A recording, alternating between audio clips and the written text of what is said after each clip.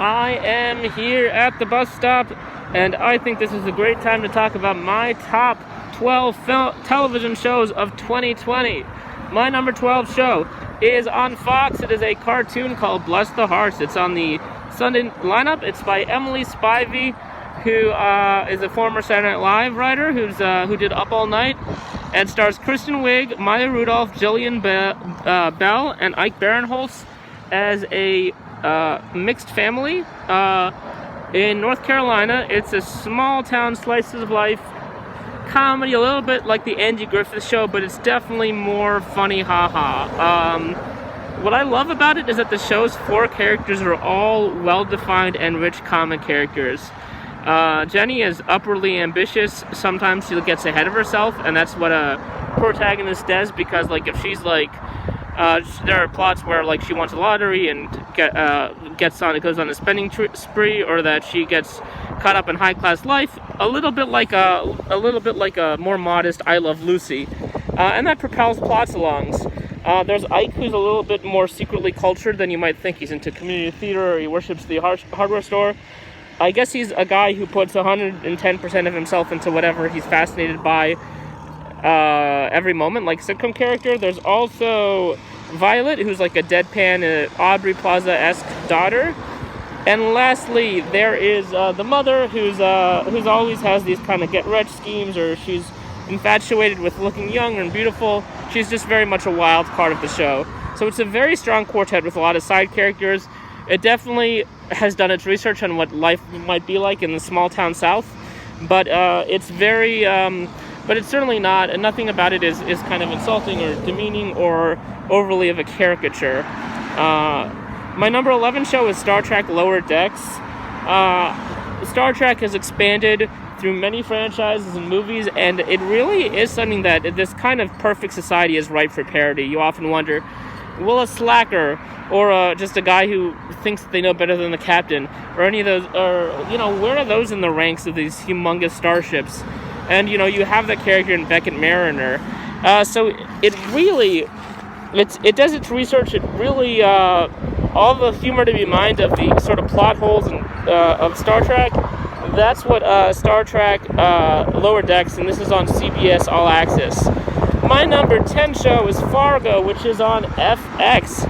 And this is a show that I feel like, as many mob series as I've seen, this is the one that makes the most pragmatic and even educational case for why mob organizations exist.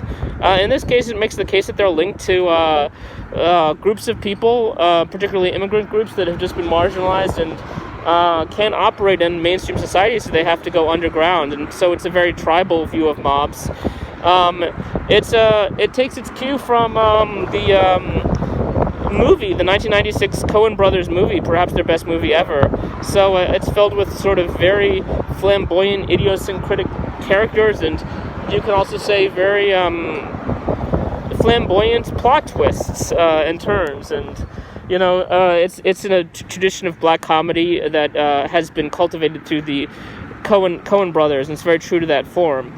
My number 9 pick is AP Bio. I feel AP Bio betrayed us a little with the promise that Helen DeMarcus, the Paula Pell character, the overly enthusiastic sort of man-child, although she's a woman,